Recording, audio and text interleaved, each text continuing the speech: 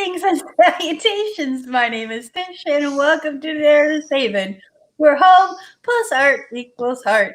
In today's live video broadcast, it is Coffee with Tish and Clara, because you know what? I got my pal, my buddy, my friend, Miss Clara Lawrence. Hello, hello.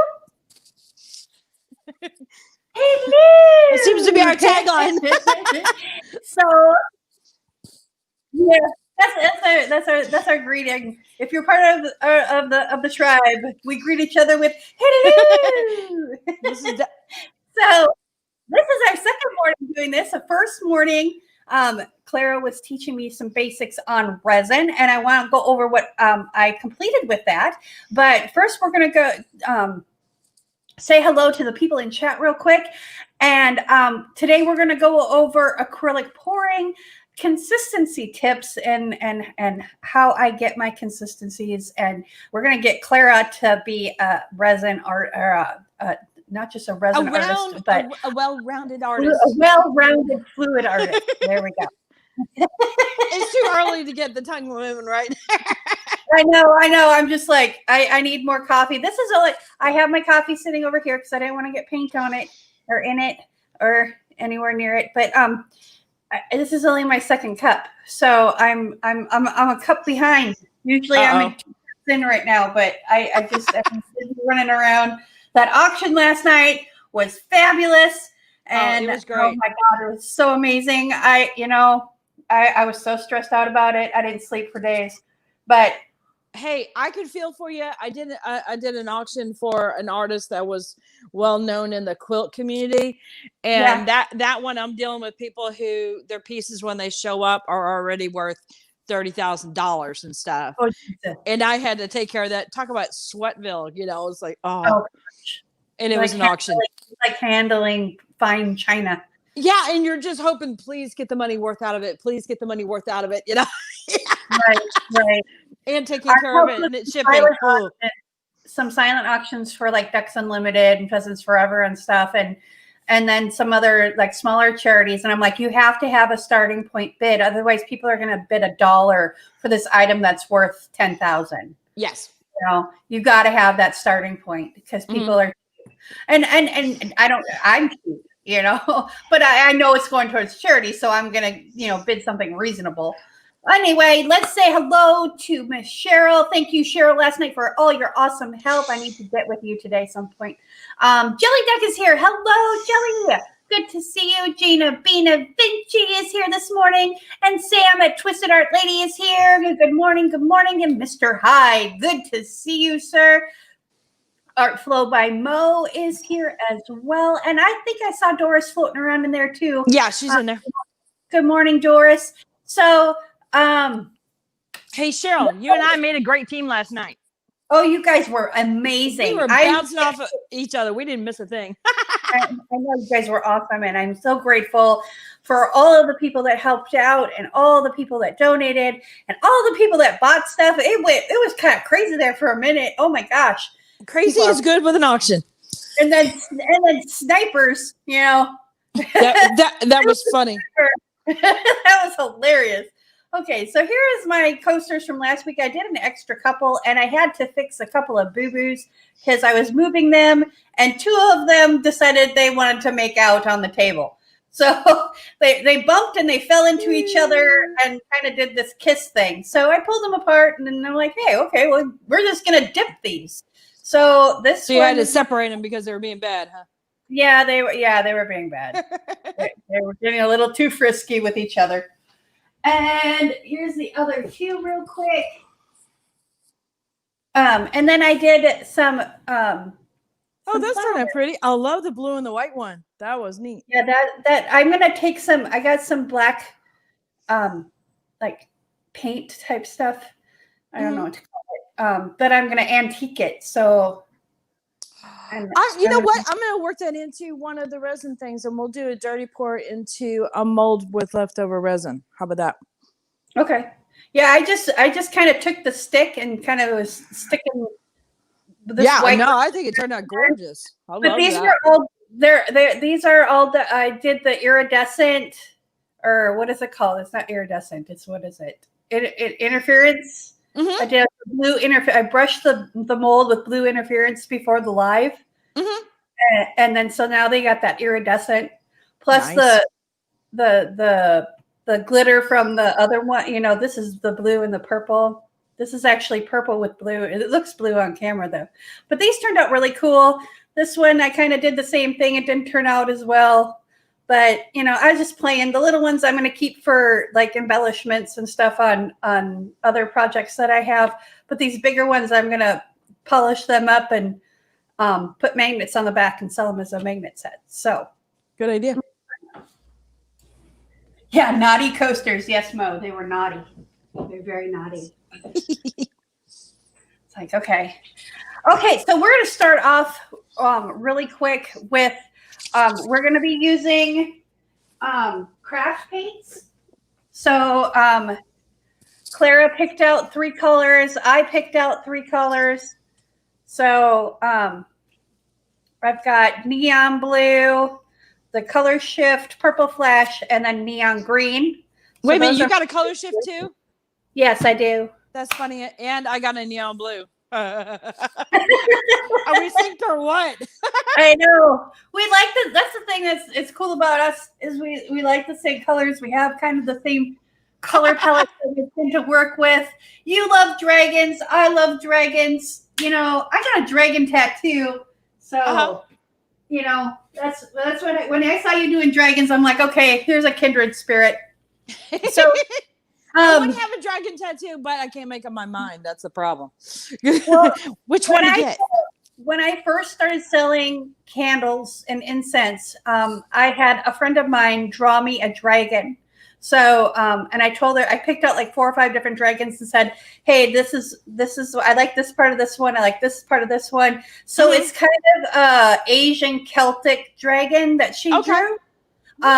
And that was my logo for a couple of years until I got called a Satanist in the middle of a craft show.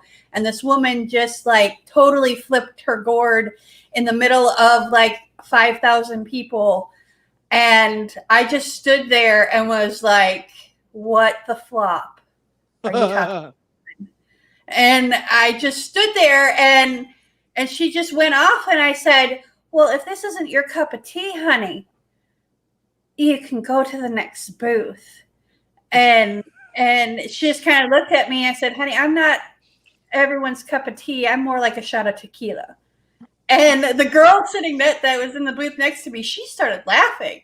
And this old lady, and she was an older lady. I won't say old lady because she was probably in her mid 50s, early 60s. But she just went on a tirade. Oh, you are Satan incarnate. You have a dragon. You have dragons everywhere. Blah, blah, blah. Oh, my gosh. So I changed my logo. Well, you remember back in the day, you know, Harry Potter was bad too. So, you know, yeah, we won't get onto that. I just didn't want, it wasn't for me. It's just, I felt it made it an uncomfortable experience for everybody else. Yeah. They can tell me whatever they want. I don't care. I'll never see you again. You know, if you don't like it, that's not my problem. But, I felt bad for the other people that were there and it, you know, put a downcast on the craft show. And I just didn't want to do that to anybody else. So I made a dragonfly logo and went with dragonfly. So I still got my dragon in there. So yeah.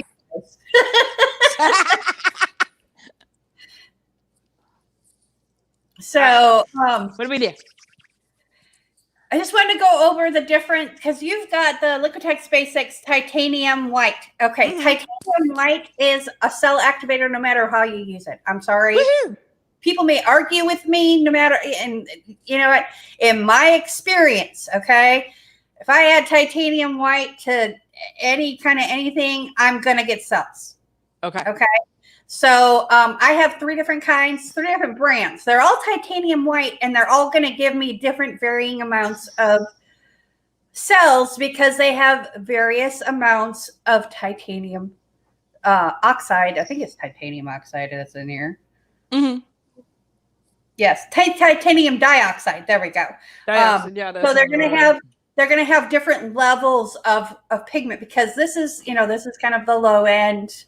It's still a medium body paint, but it's a lower end, so it's going to have less pigment. Whereas these two are more higher end, you know, the Amsterdam and the Winsor & Newton. But still, these are going to have different amounts of pigment to binder and all that stuff. So you're going to get different results with these. This is my favorite. I hold these dear. I have one open one. You can see I wrote open on it. And I have one that's still sealed, and I don't use these very often.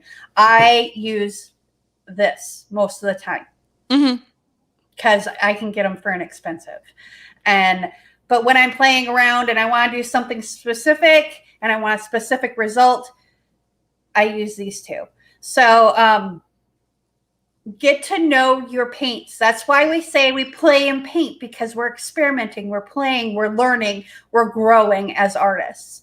So where does Liquitex heavy body work in with like, for example, Amsterdam, as far as? They're about the same. In my experience, Liquitex is about, it's just, you're going to get similar results. You're going to get. I would consider that like an average artist quality kind of thing, like that medium grade. Yeah, I would say Liquitex Basics is a medium. Yes. It's a step up from, you know, the Master's Touch and what is it? The Artist Flow or whatever, Artist Loft from Michaels. Those are more upper lower class. You know, you're gonna get your most consistent results with like the Amsterdam and the Liquitex Basics. Winsor & Newton is my favorite, one of my favorites too. But sadly, because of COVID, the company that I used to buy them really cheap, like really inexpensive, got bought out by Michaels. So now they're back up to a normal price, which is sad, makes my heart sad. So, so what we're going to do, and what I usually do with the medium body paints, is I start off at a 2-to-1 ratio of 2 parts Floetrol to 1 part paint. And I kind of adjust it from there. So what I'm going to do, and I use a scale, okay? You can eyeball it. If you have a good eyeball and you can do that, you go for it. But I have a very slight astigmatism that is not corrected by my lenses. So seeing a straight line is really hard for me. And, you know, I got bent over and I just, you know, I'm lazy. I'd rather just buy a scale for $15 and just weigh it out because it's easier. We'll do it the scale way. I have not done scale before, so I'm all in. And scaling, for me, scaling is second nature because I, you know, made soaps. I'm a baker, you know, a professional baker doesn't measure with cups and teaspoons and stuff like that, unless it's like a cup of cinnamon. Okay, there we go.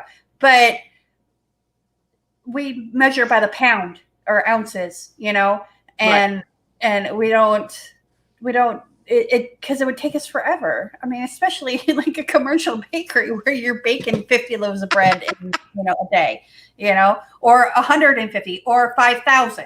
So I've worked in all of them. I've worked from a small mom and pop bakery all the way up to, I worked for Izio in Colorado, and we did 50,000 pounds of dough in a week or something like that, or a day. I don't even remember. It was a lot of dough, and we all hit, and it was all hand formed, all of it hand formed. And I'd be lucky if I could do that in a lifetime.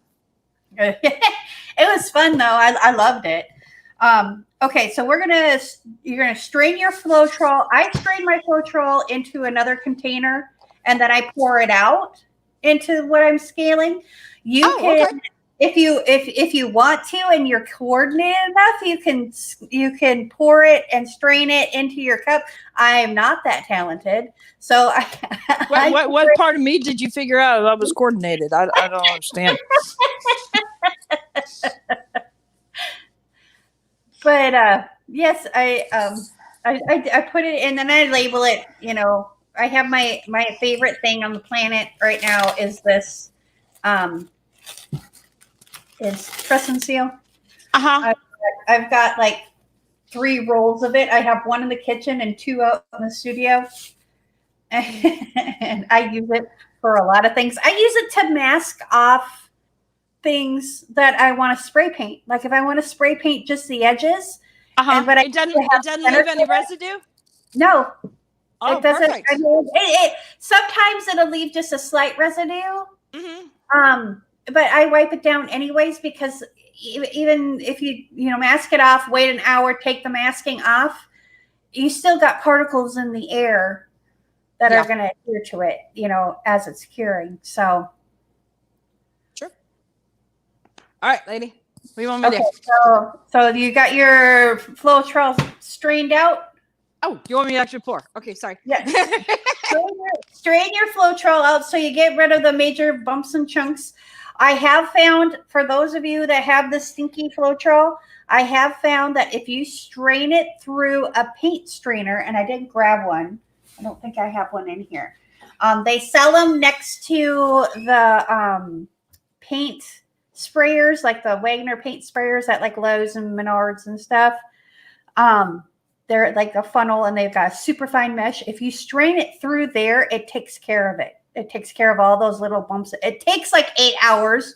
Well, not literally, but forever. So, but it'll get rid of all that gunk. And I just put it in a bowl like this, in a measuring cup like this, and then just pour it in there and just let it go, and pour it in there and just let it go. I'd have to stir it every once in a while. You just can't use them all that often, or for like forever, because the paper does dissolve eventually. I have to admit, I'm glad that you strain it. I was at a class with Marcy, and we got a batch of Floetrol, and it had all kinds of debris in there. It was trashed. Well, so it was really bad. It goes from warehouse to warehouse to warehouse, on a truck, on a train, whatever. It goes to really hot temperatures, to really cold temperatures, and the poor Floetrol, it gets battered and abused, and so I just strain it. It takes 2 seconds, and then what I do with the strainer when I'm done is I'll take a spray bottle and I'll just spray it out, like over the garbage or over a pile of towels. I usually have a pile of towels that have paint on them, and I'll just spray it out and then wipe it down with a clean towel, and that's good enough just to get that residue off of there. You do not, please, unless you hate your apartment that you live in, do not put paint products down your sink. And I have a bucket in the sink here, but I also have a filter on the drain, so any paint particles will get stuck in the filter before it goes down the drain, because you don't want to plug up your sink. That's awful. Yes. You don't want that. And Drano does not work really well on acrylic paint, just letting you know. I mean, it does work, but you have to put a crap ton down there. So anyway. Okie dokie. So what we're going to do is we're going to scale out. Okay, so put what you want to measure into on your scale while it's off, and then turn it on. Oh, okay. That's what I do. You don't zero it out? And then that'll tear it out or zero it out. So now if you move your cup, you should have a register of like 0.2 of an ounce. So I usually measure Floetrol first, because it's kind of like the part A, part B thing. You put your part B in first with resin because it's thinner. We're going to do the same thing with the Floetrol because it's thinner. So we're going to start with 2 to 1. So I'm going to do, 2 to 1. So we're going to do 4 ounces of Floetrol in this cup. You can do whatever 2 to 1 works for you. And it doesn't have to be exact. Like I have 4.2. So, and then I'm going to do 4 ounces. Okay. I think these cups are a little bit more than 4 ounces. Because I have a bigger cup. I can't remember what size cups you have. Yeah, these are right at 4 ounces. Okay, well then do 2 ounces. Hey, I got my other ones close by. You can do 2 ounces and then 1 ounce of paint, just as long as you have a little bit of room to play around with it. Hey, I got resin stuff. I got cups. So this looks like toothpaste, though not any toothpaste you'd actually want to brush your teeth with. Okay, so 4 ounces of Floetrol. Got it. 4 ounces of Floetrol and then 2 ounces of your white paint. Okay. And we're going to see where that's at as far as consistency goes. Because like I said, consistency is key. It's like, buttercream or bread. Each dough is going to be a different consistency. Your buttercream, if you're decorating with it, you can't use, a thin consistency buttercream to decorate with because you won't be able to hold your shapes. So it's all about consistency. And now people will say, oh, you got to let that weight rest for 24 hours and blah, blah, blah, blah, blah. And yes, you could let it sit and wait for a couple of hours. But the reason why is the air bubbles. And people don't like freckles or as Doris calls them, measles. And it's like, they're not measles. They're not measles. Measles are itchy and angry and red. And I don't know, maybe I'm thinking chicken pox. But I'm okay with it. So, okay. So once you get your paint in there, start stirring it up. Sorry. Sorry. Pardon me. Pardon me. So you're going to want to stir it up. And then once you feel like you got all, because are you kidding? I'm still on the scale. when you almost. I'm so used to looking at the line and not the weight. Oh, there we go. All right. When you get used to doing, even just baking or soap making or cooking, you kind of can feel when you've got all the clumps out. You can feel that there's no major lumps in there because it's a different kind of resistance. Mm-hmm. So this is kind of the same thing.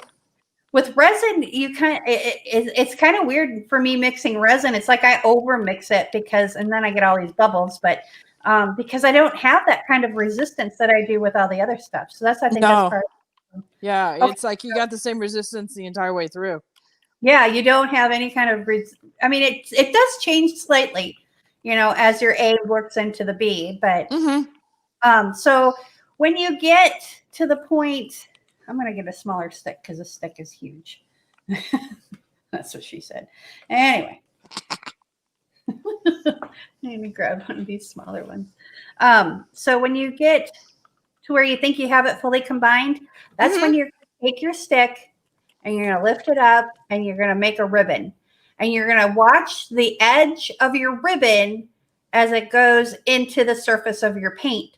So when you pick it up and you go around, you're going to watch that edge and you're going to count. And this is what I call trace. This is what in soap making is called trace. You also use it for royal icing. You use it for other chocolate and stuff like that too. So that way you can tell what kind of consistency you have. So this right now that I have, this is a 2-to-1 ratio. And I am at a trace of, hang on, I can't count and talk. I got to count, not talk. There we go. 1, 2. Okay, I can't even see. Hang on. I think I got like a 3. 2, 3, 4. I've got a 4. Mine just might be because it's cold too. See, that's the other thing too. Is you gotta make sure that your paints and all the things, room temperature are not 60 degrees. And, yeah, between 3 and 4. So we're gonna shoot for a 3. So we're going to up the Floetrol just a little bit because we can. I don't like to use Floetrol above 4-to-1. So how do I do this? Just keep adding just a little bits? So what I usually do is I put it back on the scale so I have an idea of what I'm going for. So because I have 4 ounces Floetrol to 2 pound, I can talk. So I'm 2-to-1. So I want to bump it up to 3-to-1. And that'll probably, if I'm at that 4 and I bump it up one more part, that'll probably bring me to a 2 or 3. And that's where I want it. So I'm going to add another 2 ounces of Floetrol. I'm going to add another part. 2 ounces? Okay. Yeah, I'm going to add 2 ounces. My Floetrol is very thick too. So like comparatively. That's where I've been having some of these issues. And if your Floetrol is really thin, now don't write me a nasty letter or nasty email. Don't hate me because this didn't work for you. But I found that if you take really thin Floetrol and stick it in the fridge and chill it, it thickens up. And it stays thick. And it doesn't add any moisture to it? It didn't add any. Here's how I found this out. Okay. So, I lived in Minnesota, and it was springtime in Minnesota, and it still gets, 40 degrees at night in spring in Minnesota. So I went to Menards, and I bought 2 gallons of Floetrol because that's how I roll. And I left one downstairs because I had other things to do, and I started mixing paint with this really super thin Floetrol, and I'm like, shit. So I just was like, okay, whatever. I'll grab that other bottle later, and I need to get this ready for the live, and blah blah blah blah. And I forgot about it until the next day, and it got really cold. Got like 35 degrees. So, and then I remember the next day, and I brought it upstairs, shook it up, strained it out, and it was thicker than the other bottle. And I've done it a couple other times since then. And I just noticed it makes it just that little bit thicker. Now, does Floetrol recommend that? Probably not. You're probably not. Okay, I think I'm at a solid 3 now. You're a solid 3? That's perfect. Okay, 1, 2, 3. Yep, I'm at a solid 3 as well. So we did 3 parts Floetrol to 1 part paint, and that is for a medium body paint. So make mental note of that. That's a medium body paint. So our next, I just got paint on my shirt. Damn it. Sorry, well, this is a shirt I didn't want to get paint on, and I forgot, but it's okay. It's my YouTube 100 challenge, so it's appropriate. So Johnny would be proud. Johnny would be proud, yes. So next ones, we're just going to do 1-to-1. So we're going to do 1 ounce of Floetrol to 1 ounce paint, and we're going to check it and see if it's there. Because some of these, like the color shift is a little bit thicker. It's a little bit more of a heavier body than some of like the neons and stuff like that. So we're going to start with 1-to-1. So 1 ounce paint to 1 ounce Floetrol. Actually, reverse that. 1 ounce Floetrol to 1 ounce paint. Because I've been trying to get into the consistency of my speech. Okay, you dropped out for audio for a moment there. So I'm just confirming you want 1-to-1? 1-to-1. Yep. So 1 ounce Floetrol, which is really hard for me to do because I'm not used to doing like little 1 ounce cups. And then 1 ounce of your color. And I shake the color up a little bit too. Oh, always. And oops. Okay, I got 1.2, so I'm going to go 1.2 on the Floetrol. I just go with it. I'm just like, whatever. I'm just going to add an ounce. Okay, hopefully I have an ounce because I've already used these paints. Okay, so here's my other little hack that I do. I take my Floetrol and water, which is 50% water and 50% Floetrol, and I put it in these empty bottles. I put like a ½ ounce in here, and I shake it up, and I use it to like water down my paint. Like if I need water, if I would need water in a color similar to this, and or if I want to add an iridescent, I keep all my I wash out all my bottles that are the same, like all my color flash purples or pinks, even the blues. I'll wash them all out and I'll put them together, and then I'll add it to regular blue paint. So there we go. I'm weird that way. I'm just like, I think I'm just like super uber frugal. Hey, if it works, I mean, everybody has their little tricks on paint and such. Yeah, I just, I'm just super frugal because it all adds up. Yeah. And you know what? And I get some really cool effects with some of it. I get to the point where there's like hardly any resin waste whatsoever. I mean, that I've got molds lined up. I've got projects lined up. It's like if I have this amount, it's like, okay, I can get away with this project, but hardly any throwaway. So I'm happy about that. Yeah, I find molds everywhere.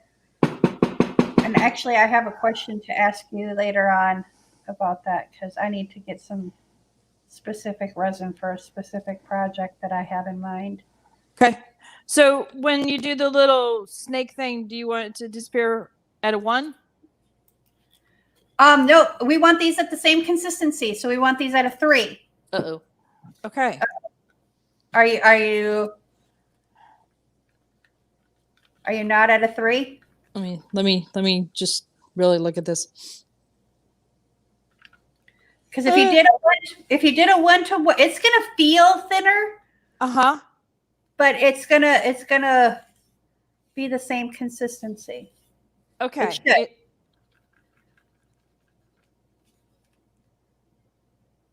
All right. Now I'm gonna go back and forth between the cups. It's like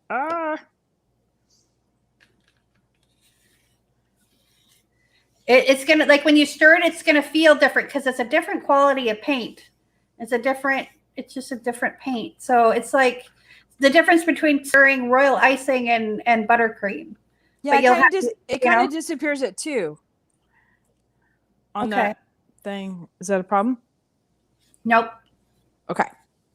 You should be okay. All right. Because we're gonna let they'll be. Yep. So I've got my blue and my green already mixed up here. We should be okay. You want to have it at least close. The white's a little bit thicker. Mm-hmm. It's not that huge of a deal. You're going to get different results. And that's why I say, you want all the same consistency. So what I've done too is if I've mixed up all my colors and realized, hey, my white is thicker, I'll take my white out and put it in another little cup like this, and I will make it the same consistency as the others by adding Floetrol and water to it. This color shift color is a lot thicker than the craft. Yep. So we're probably going to end up going 2 to 1 with that one, but I can't. Oops. I don't remember. Oh, there's a chunk in there. That's no bueno. Well, let me just get to the 1 to 1 and then we can go from there. Yeah, just do your 1 to 1, and if you find that, I thought I saw a chunk. 1.3, so I need to go to 2.6. I don't know how there could be a chunk. Doing math early in the morning is not a good thing. No, doing math at any time is not a good thing. But that's why we have the scale, because that way we can, Yeah, but it doesn't do the math part. It just does the. I'm going to build. It does the counting part, and that's the part that I get. It's like 1, 2, 5, 12. No, I'm not that bad, but some days. So both my sons are really, really good with the computer and the science and the math and stuff. And so I learned really early on. It's like there's no way I'm going to homeschool these guys because they're already outdoing me on the math. And of course, then they find out it's like, oh, wait a minute, mom's not good at math. We're going to teach her calculus. No, you're not. No, you're yes, not. we are. No, you're not. My brain hurts. Just saying the word calculus and my brain hurts. Dude, stay up there. Oh, now I'm knocking stuff down. All right.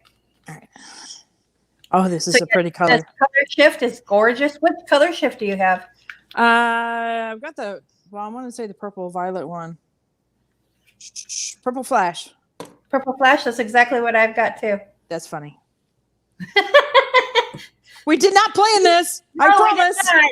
No, we did not. I was out in my studio way before I talked to Clara this morning. I told her yesterday to pick out 3 colors, and she picked out 3 colors, and then hey, that's right on the money there. Is that good for you? Yeah. Okay. Next. Yeah, This is fun. This is like right on 3. So these were like right before 3. This is like just after 3, and this is right on 3. So they're right around 3. So, and I'm sorry, you can be all kinds of nitpicky and, try and be exactly, And unless you count exactly the same every time you count, you can't. I'm sorry, you can't. So I hate to be the It also depends on your mood. Sometimes you're patient and you'll go 1, 2, 3. And then you're in a fussy mood, you'll be like 1, 2, 3, done. Yeah. And like flop this, Mm-hmm. So, okay. So I'm going to put my Floetrol over in the corner. I'm going to turn off my scale and put this away. I'm not that far. I'm working on color number 3. Okay. Well, I'm going to get, I guess 4.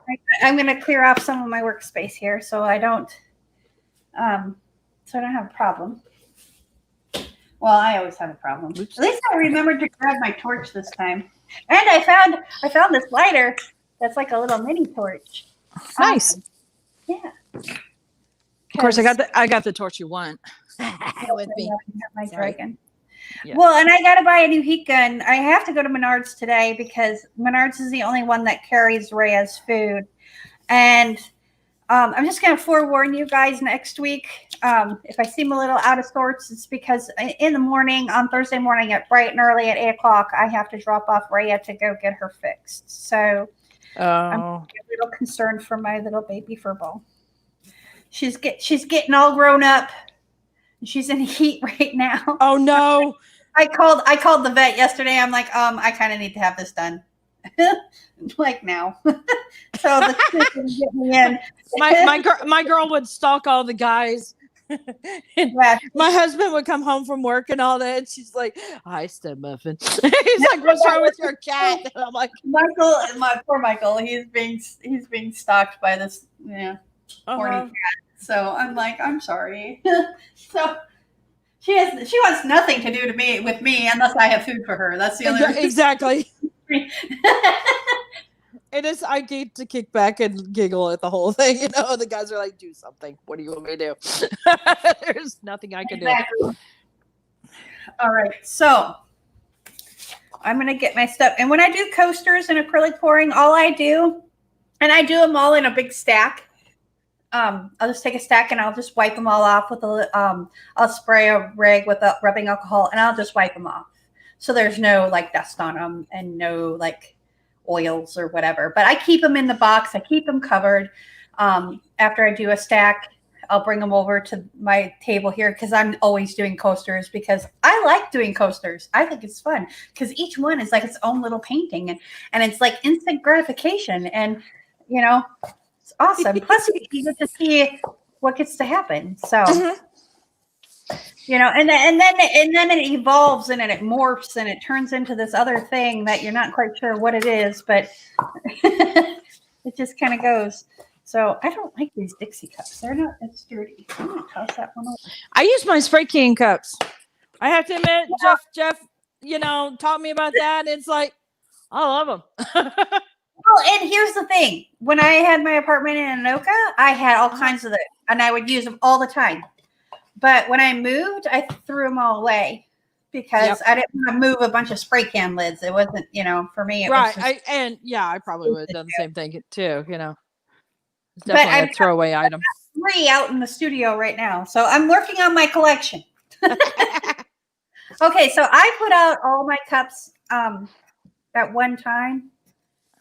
And I can layer them, and with flip cups because we're going to be doing flip cups because that's for me that is the easiest way to check consistency because one, it's fast and you're going to see how it goes into the cup. You're going to see how well it layers. You're going to see all these things in your cup, and then while you're testing your paint mix. You can see how it flows on your coaster or your file. You can see all these things and you can observe and you can see the reaction. So when you're playing around with new paints, you're trying a new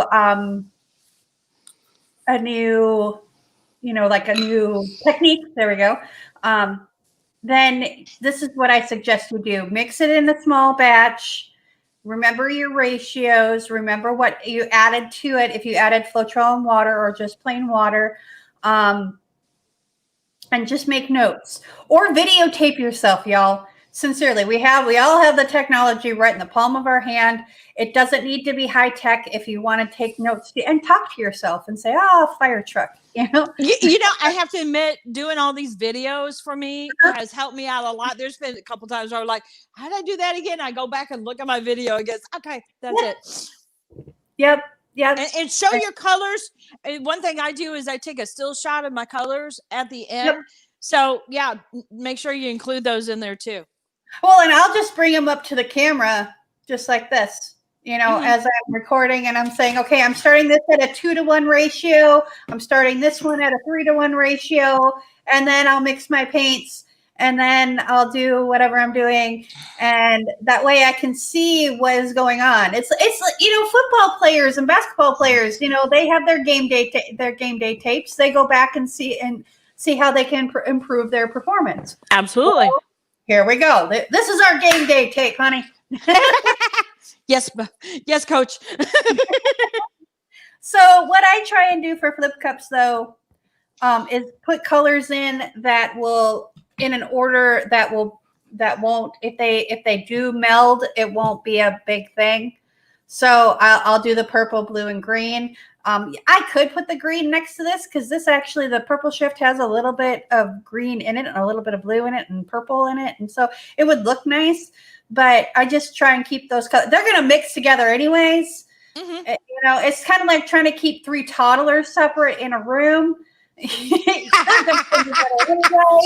Because they just are. Yep.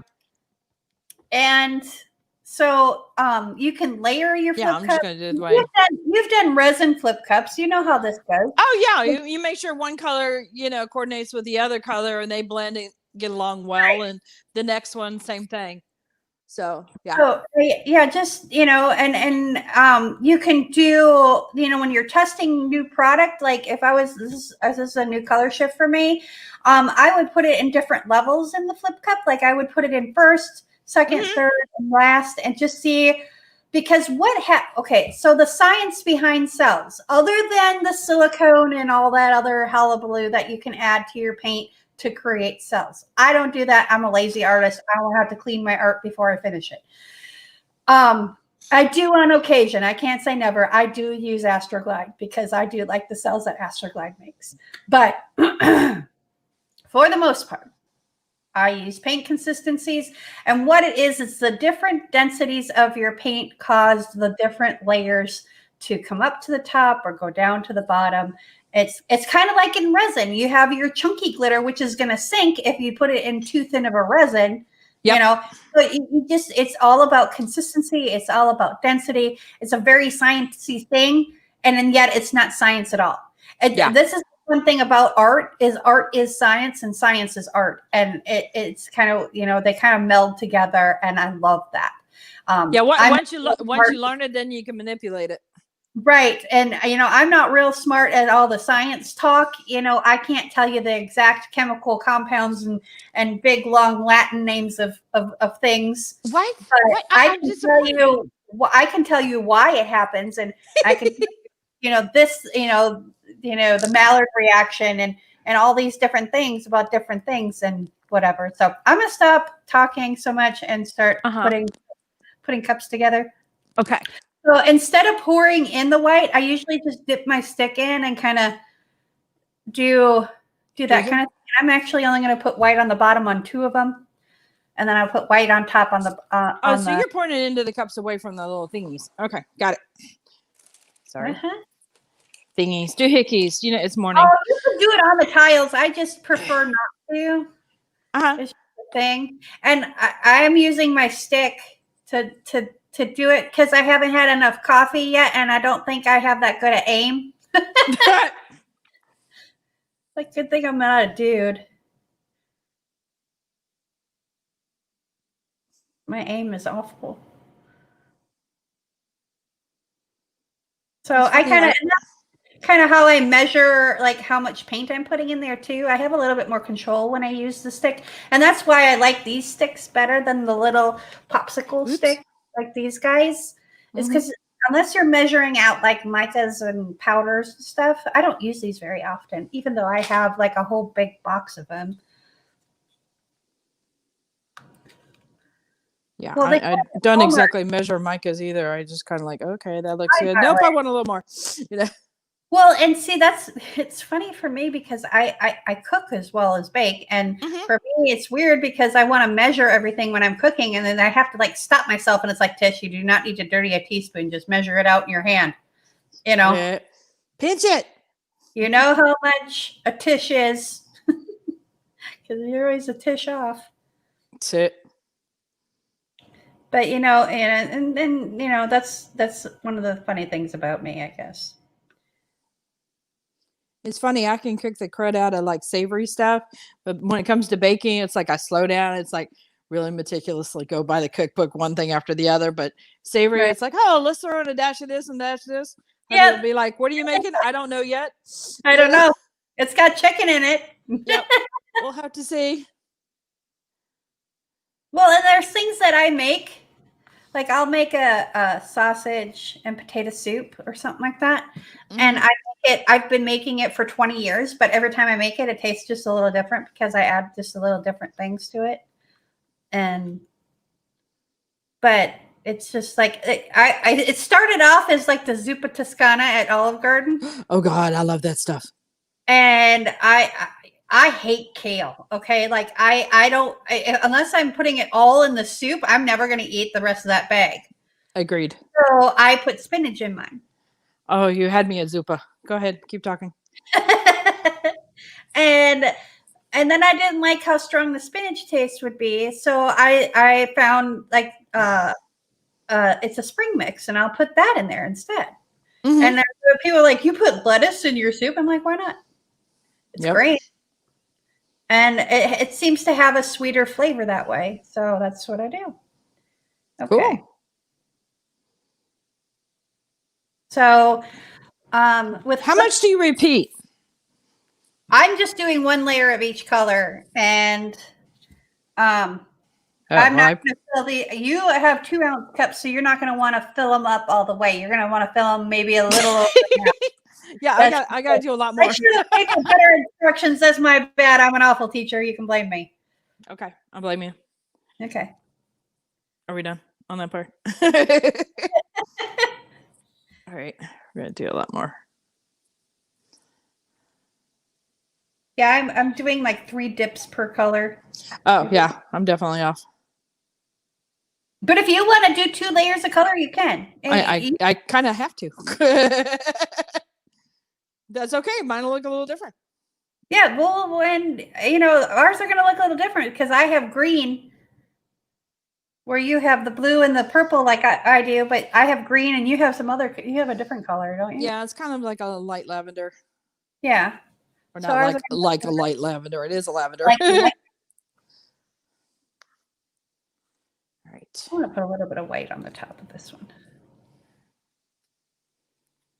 Because I don't like how empty that cup is. So when you're, you know, with resin, you have to be a little bit more careful on how much you mix. Because I know how you love to mix up too much resin. Me? With a I don't know what you're talking about. I know you don't know what I'm talking about, do you? No, not at all. I always love that little question. It's like, how much did you mix for that? Really? Okay. Well, I guesstimate this, but anyway, with the acrylic pouring, if you mix up too much paint, you can store this. And if I know I'm going to store it for 2, 3, 4, 5 days, I'll mix the top with water and then put the lid on or the press and seal on it, because that way it'll act as a barrier between the air in the container and the paint, and it won't dry out. It won't get that film. And it's just a mist of water. I don't like squirt it with a squirt gun, hardcore. I just mist it, my Mr. Misty. And crap, I lost count of how many I did there. This is what I have. I got this at Hobby Lobby with when all the Master's Touch stuff goes on sale for 50% off. So I paid $5 for it. Nice. And I've had this thing for probably 3 years. I had another one that was Mr. Misty, but she broke. Oh, Mrs. left, huh? I dropped her. She was not happy with me.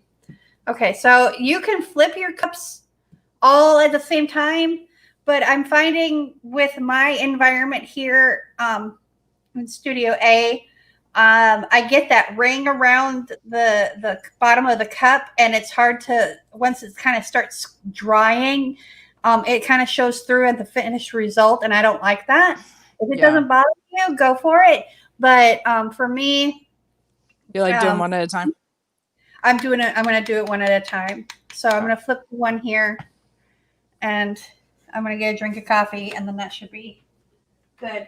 I've never done a flip cup with resin, but I would imagine it takes a while for all the resin to kind of move its happy butt down the side of the cup and onto the substrate. So, oh yeah. Acrylic pouring, not so much. It happens pretty fast. Yeah, you can probably do 2 sips of coffee. Yeah, resin, you could probably make a batch of coffee. Not that bad. You know, I cut my thumb last night, and I don't know what I cut my thumb on, but it hurts. I keep bumping it. So you don't. We have a saying around here: when you hurt yourself, what'd you do that for? I know. Yeah, it's kind of same. Okay, so with your flip cup, you can do whatever you want. You've done flip cups in resin. It's gonna flow out faster than what you're used to with resin. So keep that in mind. But you can do a little swirly cake. I know you love to do your S's and stuff in there. Well, that's like when I'm pouring straight out of a dirty cup. Yeah. Well, yeah, you kind of, you do all kinds of awesome things. Aw. Well, and, you know, between you and Erica and Elisa, and a few videos from Doris, Miss Doris, that's what kind of gave me the courage to do this again. So really, thing again, yeah, nice. Right, I gave up on it, except for for finishing coasters and stuff. And it's like, well, I have all this resin left over from doing these coasters. What am I going to do with it? You know. Right now, I don't have the leftover resin because it just does its own thing. Yep. Because I have, no, I run out of resin before I get to all my coasters. Is my problem. Well, I've got 75 right now that are in the drying rack. 75 coasters? 75 coasters. Oh my gosh. Yeah, and I've got another 75, including the ones from the auction last night that I was waiting for the clear coat to dry. And it just stopped being tacky midday afternoon yesterday. So I was like, okay. I debate on gloves or not gloves this morning. I just go without because I save my gloves for resin. Because especially with the shortage going on. Oh, I know. I just use it for resin or for when I'm handling resin pieces and stuff like that. And I actually have another pair of gloves that I use for when I'm handling resin pieces. They're like a neoprene type work glove type thing. Mm-hmm. I'll send you a picture. And I use those for when I'm handling pieces because it doesn't have the oils on it, you know. Yeah. But they're more comfortable than those other gloves. So.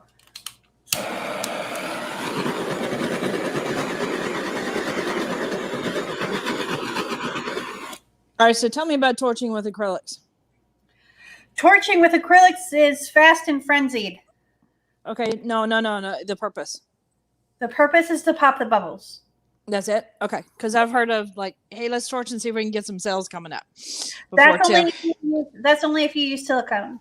Because silicone, it heats the silicone and it makes it rise to the top. Oh, really? Yeah. Okay. Or spread out or whatever it does. I don't know. I'm not well versed in silicone because I don't use it because, like I said, I'm a lazy artist. I don't want to have to clean my art before I finish it. So This is what I got. Pretty. Mine's very pastel-y. Yeah, mine turned really pastel too, except for the corners. I don't know what the deal is with that, but we're gonna roll with it. Now this is the one with the white on the top, on the bottom of the cup. Like the white was the first thing I poured in. So now I'm gonna do one with the white on top. Okay. Okay. Cool. And this is also why I like doing flip cups on coasters, because I don't have to use my training wheels. Because I have this is actually, if you go to the dollar store, they have those flexible cutting mats. Mm-hmm. I have a bunch of those that are cut up into different shapes and sizes and stuff that I use for different projects. Yeah. I've actually cut stencils out of this with a heated blade. Because I have one of those like word burning tools that has a heated blade, and I've cut those out on. I just take a piece of old plyboard and I'll cut out a stencil with just this stuff. So I make a stencil for, like, I think there's 3 sheets in there. Is it 2 or 3 sheets? So I make a stencil for like 50 cents. So how does that help you out for flipping things? Because I put the cup. I put this on top of the cup. Mm-hmm. And then I flip it over, and then I put it on the canvas, and then I pull this out. Because otherwise you got to try and flip the cup over really fast without spilling paint all over the place, which is what I usually do. Okay. But it's not fun if you can't make a mess. Well, I make enough of a mess with just the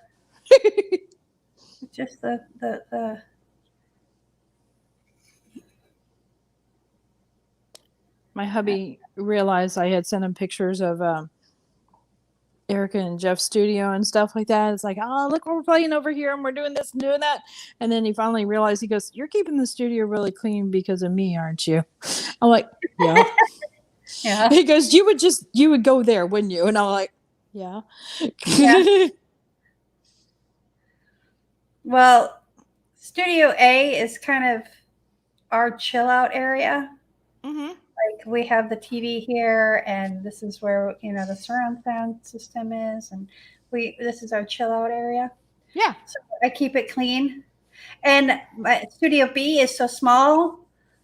I'm not complaining because I have a Studio A and a Studio B, but you better Studio not be. B is out in the garage. There's no AC. There's no nothing. It's basically a big shed, and I'm not complaining, and I'm very grateful to have what I have, but it's very packed full of stuff, shall we say. Mm-hmm. And so it's really crowded, so I got to keep it clean. Otherwise I'll trip and fall and hurt myself. Yeah. So when you're doing acrylic pouring, mm-hmm. one of the little tricks that you can do is you can pull the paint over like your corners with your finger, or you can take some of your drippings and kind of roll it in there if you're not liking a corner or something. Yeah. Oh, make a line or something like that. Yeah, you can just play with it a little bit. I'm actually going to take some of this white, and I'm going to drop it right there. It's just in my cup here. So, because I didn't like that corner was bothering me.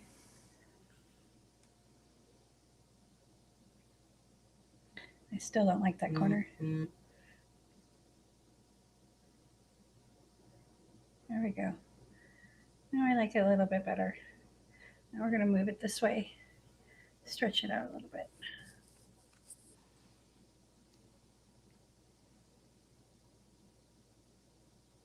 See now I've got some pastels, but how the bright, vivid colors, that's because the white was on the top layer. And so now the cells are going to aren't going to be as prevalent because mm-hmm. it's already like separated, but I still got some really cool lacing with the other colors and stuff too. So there's my little corner that I fixed. Nice. So I like yours much better. Well, and it's just it's all about practice too, mm-hmm. And the thing I love about acrylic pouring, if you don't like the tiles that you do, and you just think they're horrendous, they're not, whatever, they crack, whatever. Soak them in throw them in a tub of hot water, let them soak for half an hour, and you can peel the paint right off. Nice. And you pour on it again. So it's like, redo. And like with resin, you're going to learn how to layer your colors. You're going to learn what colors, which paints work well together, which ones don't work well together. It's just all about experimentation and playing around. Because my paint, and here's the thing. Here's one thing I found when I was first learning acrylic pouring. I would take Marcy's recipe exactly, and I could not get the same results that she did. Mm-hmm. I took Gina's, I took, all these people, and I took all their recipes, tried them all exactly to the T. I mean, I'm a baker. I know how to measure. Okay. I know how to, I know it wasn't user error. It's just, they're in a different environment than I am. They're using different paints than I am. Different regions have, I found out that some companies actually add things to paints that go to Minnesota, so they don't break. Yeah. More the house paint type stuff, but it's just to make them more tolerable to the cold weather. That makes sense. Okay. So my paint is going to be different than paint you buy down in Texas, as far as like house paint and things like that. So yeah, but you have to mix, and you have to mix, and you have to mix, and you have to find the mix that works for you. Now, are you liking these results better than when you were doing your test with Marcy's mix? Well, Marcy's mix in the class and all that things worked great. When I came home and did it, it's like not so much. So I'm not sure what changed on that part, but that's also my inexperience and stuff like that too. Right. So what parts aren't you liking? So what would you like to see change? What effect are you more going for? Oh, I just think it was just the drama of the color. You know how sometimes drama of the colors work better sometimes than the others. So it may have been just the layering. Maybe just the layering, and maybe not so much white, if any white at all. Yeah. Maybe do just a cup with no white in it at all. Maybe just a drizzle on the top just to help bring out some of those cells. Yeah. And I probably need a little bit more contrast too. I didn't have a color with more drama in there. Yeah, that's why I use the green, because I use that for. I eyeballed the one white that I have. I eyeballed it, and I'm like, no, I already have titanium white. I don't need any help with the white. I will do that. I will take a pastel and use it instead of white. And what I'll do is I'll mix titanium white. Like I'll mix titanium white with this blue, and then add Floetrol to it, and I'll still get a little bit of cell creation from that blue.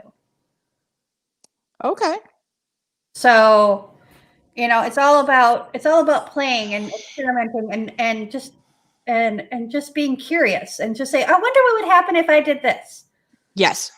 And with acrylic pouring, you have a little bit more time to do that. With resin, you don't. And I think that's part of the reason why I've kind of stayed away from it, is because I don't have that time to play. And it's very expensive. It is pricey. It is definitely pricey, but acrylics can get pricey too, depending on what kind of paints and how many paints, and it can all get pricey. Yes. If you want to be financially stable, don't become an artist. Because there's always something that you want to buy. Like I want to get the mix pouring medium because I want to play with it. But right now it's like, okay, I need to make my car payment. So, it can wait a little bit. Yep. It can wait. Oh, I like how this one turned out. Oh no.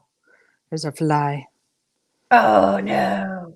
Yes. Fly.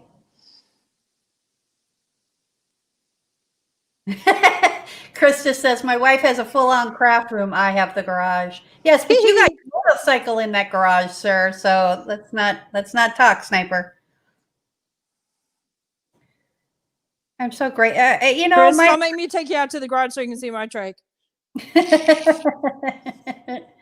My heart is still so full of joy. I'm just like, I woke up this morning and I had a smile on my face from last night. I was just like, from the auction, I'm so grateful for all of you.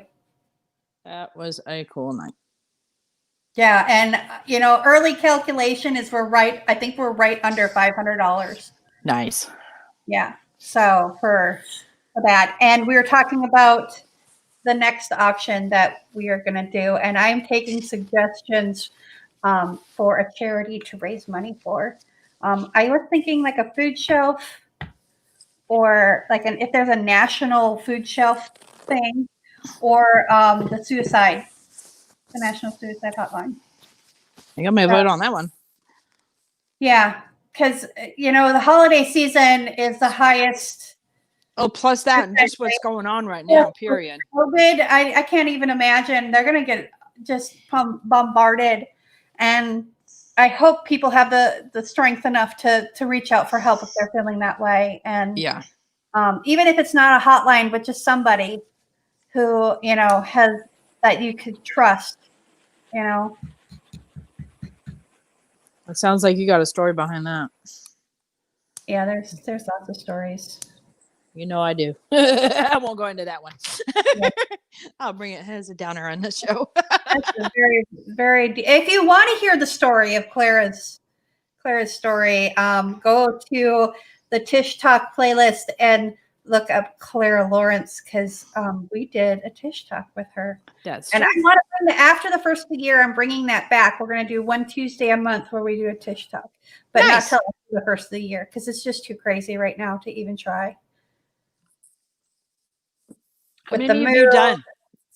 How many have I done?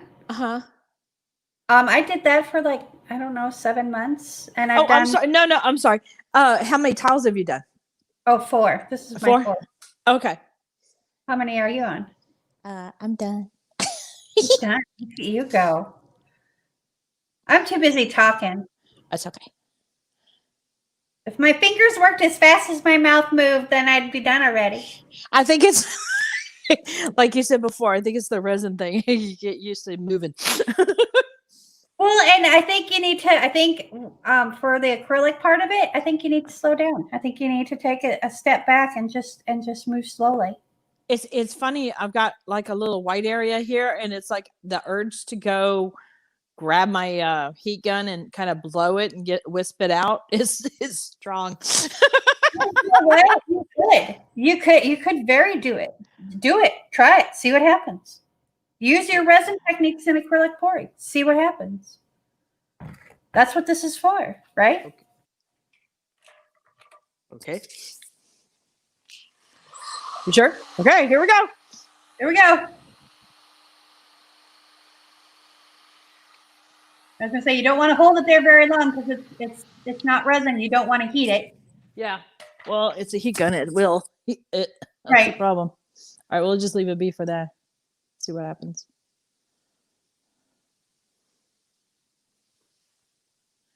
I guess that would be a good time for the hairdryer, wouldn't it? Yeah. Cool. This one's doing really well. I got 2 on the corners here that did really well. Okay.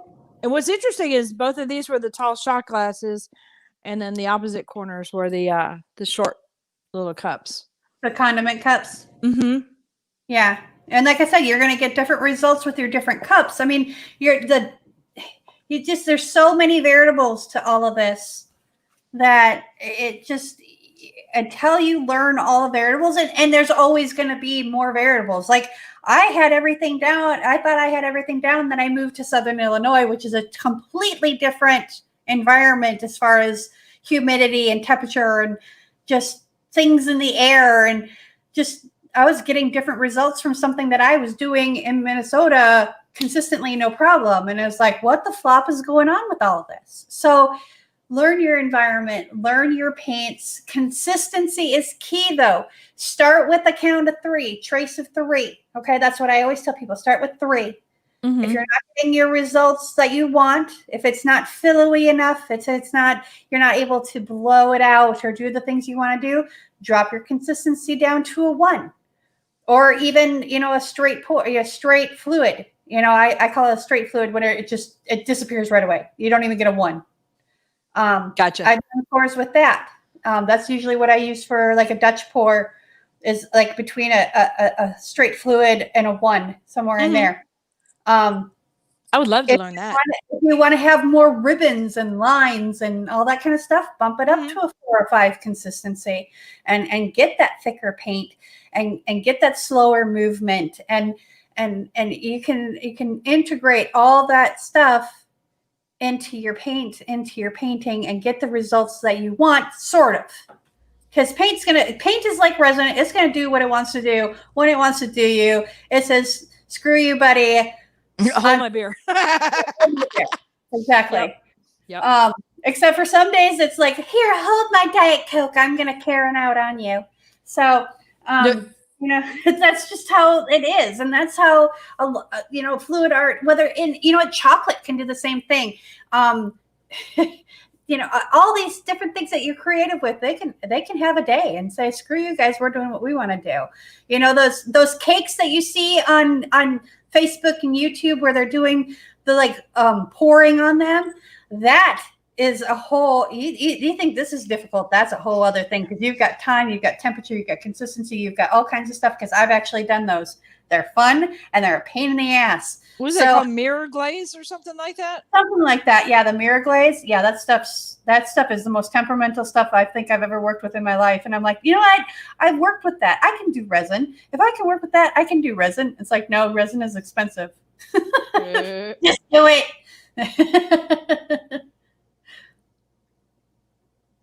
But been in for a close up. Yeah, yours got are some interesting. beautiful.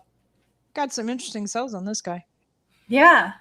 See, and that's your that's your Liquitex Basics doing that for you. And that's what happened when I blew it out with a heat gun. Not exactly what I wanted, but that's okay. I know now. Yeah. Isn't hair dryer would have been better. Heat off on? Someone was telling me about that. There is, not mine. Okay. And then that one did some reason I was thinking it was you that told me that had that, but yeah, not the one I've got. That's why the hair dryer or like my little leaf blower guy. Yeah, people ask me how do I do low heat? I pull the heat gun away. Yeah, this little hair dryer, this guy, no, not so much. But I will. I'm going to play with him with alcohol inks, and I'm going to see how he does. Oh, I bet it'll work great. So yeah, I'm going to find a purpose for him because I paid like $13 for him. I'm going to find a purpose for him. So, all right. If there are no other questions, are you satisfied with your results? I mean, did you learn something? Oh, I learned a lot. This is great. Yeah, this is fun. Okay. That's what we're here for. You're teaching me, I'm teaching you, and the people out there in YouTube land hopefully are learning as well. Knowledge is power, guys. The more you know, the more you can do. And it's a snowball effect. The more you learn, and the more results, consistent results, the more things you can do. And even if I don't carry on with acrylic pouring, whatever I learn here does apply to resin. So it can definitely help out the resin work I do. So, yay. Yep. That's kind of how I feel with the resin part of it too, is I don't think I'll ever be as good as you are, or Lisa, or Erica. No, probably not, but I'm going to try. So I'm going to try. But you guys all out there, thank you for joining us this morning. I appreciate you. Join us tomorrow night. Thank you for joining us. Bricky's back for Friday Night Flip Cup tomorrow night, 7 p.m. Central Time. We'll see you then. Go out there. Have a great day. Remember, be kind to one another. Peace, love, and happiness. There you go. If I can find the button. Where's the button? Oh, there it is.